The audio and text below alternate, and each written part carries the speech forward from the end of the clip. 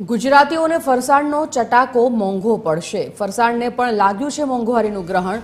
ગુજરાતીઓના પ્રિય ફાફડા ગાંઠિયા ખમણના ભાવમાં વધારો થયો।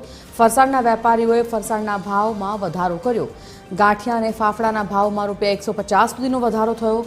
ખમણ પાતળા ભજીયા સમોસાના ભાવમાં પણ વધારો નોંધાયો। નાસ્તાની એક ડીશ પર ₹10નો વધારો ઝીકાયો છે। કમર્શિયલ ગેસ અને સિંગતેલના ભાવ વધતા ફરસાણ મોંઘું થયું છે। ફરસાણ વિક્રેતાઓની હાલત પણ કફોડી બની છે। અત્યારે કેવું છે કે હમણાં આ છેલ્લા 5-6 દિવસમાં જે ભાવ વધારો આવ્યો છે ₹999 અત્યારે 3175 જેવો ભાવ છે। પણ નાના માણસ હવે આમાં બહુ તકલીફ થાય છે। અમારે ધંધામાં એવું છે કે હવે રિટેલ જે કાઉન્ટર છે 30-40 રૂપિયાના જે કોઈ નાસ્તો કરવા આવે એમને અમને ના આપી શકીએ, કારણ કે આટલી બધી મોંઘવારી વધારે ઓવરલોડ વધારે થઈ જાય છે। થોડી ઘણી રાહત આપે ને તો વધારે સારી વાત છે, કારણ કે નાનો માણસ ખાઈ શકે। આમાં હવે કેવું છે કે પહેલાં અમે 50 ગ્રામ આપતા હતા, અત્યારે ના આપી શકીએ, કારણ કે બને જ નહીં। 50 ગ્રામ બનાવવા માટે કેટલો ગેસ વપરાય, એટલે અમે મેક્સિમમ 100 ગ્રામ ગરમ નાસ્તો કરી નાખ્યો। ગરમ નાસ્તો કરવા જાય એટલે 70 રૂપિયા થાય। 70 રૂપિયામાં અત્યારે પેટ ભરીને કંઈ થાળી મળી જાય, એટલે અમારે તો બહુ તકલીફ છે અત્યારે। મહિનાનું બજેટ એટલે અમારે મહિનામાં લગભગ 10 થી 15 બોટલ જોઈએ છે, તો હવે 1000 રૂપિયા સરકારે ભાવ વધારો કર્યો છે, તો અમારા જે પ્રોફિટમાંથી 10-15 હજાર રૂપિયા તો સીધા કપાઈ જ છે એમ। તો મતલબ અમારું બજેટ આખું ખોરવાઈ ગયું છે।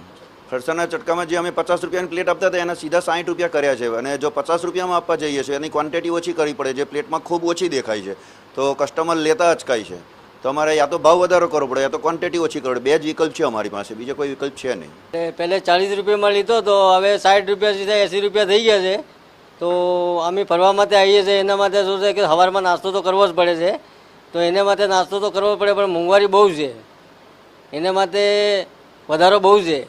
તો પહેલાં અમે 40માં ખાતા હતા, હવે 60, 70, 80 બી આપવા પડે છે। બહુ જગ્યાએ એવું છે, એટલે સવારે નાસ્તો તો કરવો જ પડે છે।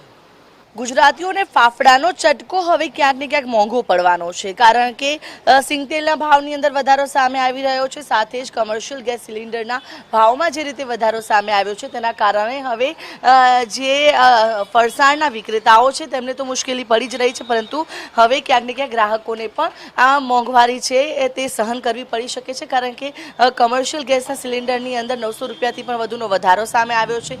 સિંગતેલના ભાવમાં પણ વધારો સામે આવી ગયો છે, જેના કારણે મોટાભાગના તમામ ફરસાણ વિક્રેતાઓ છે કે જેમણે જે ગાંઠિયા ફાફડા સહિતના જે ફરસાણો છે તેના ભાવની અંદર વધારો કરી દીધો છે, કારણ કે મોંઘવારીના કારણે ગેસ સિલિન્ડરના ભાવ જે રીતે વધી રહ્યા છે અને આ પ્રકારે તેમને ગરમ ફરસાણ બનાવવું પણ ન પોસાતું હોવાની વાત છે। ત્યારે કેટલાક સ્થળો પર તો જે 50 ગ્રામ મિનિમમ મળતું હતું તે હવે વધારીને 100 ગ્રામ કર્યું, જેથી કરીને ગરમ નાસ્તો બનાવવા હોય ત્યારે જે ગેસનો વપરાશ થાય છે તે તેમને પોસાઈ શકે। તો કેટલાક સ્થળો પર તો જે 500 રૂપિયા સુધીના જે ફાફડા અને ગાંઠિયા કિલો મળતા હતા તેના ભાવ વધારીને 600, 650 ને 700 રૂપિયા સુધી પહોંચી ગયા છે। એટલે કે હવે ગુજરાતીઓનો આ જે મનપસંદ નાસ્તો છે ફાફડા, તેનો ચટાકો ક્યાંક ને ક્યાંક હવે મોંઘો પડી શકે છે। કેમેરા પર્સન તુષાર પરમાર સાથે આયુષી યાજ્ઞિક, TV 13 અમદાવાદ।